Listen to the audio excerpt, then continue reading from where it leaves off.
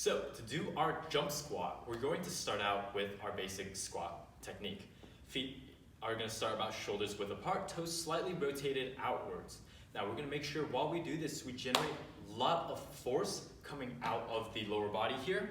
As we drop back, the weight is nice and distributed across the foot. However, we're going to get a strong push out of the heels. Okay, that's the back of our foot here.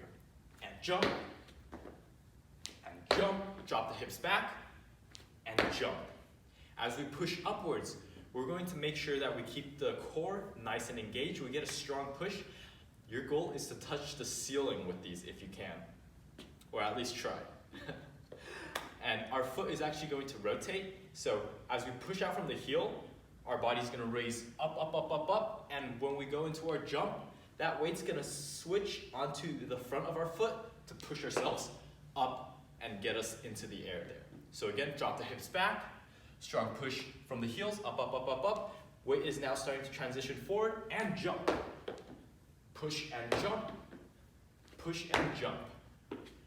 And that is our jump squat.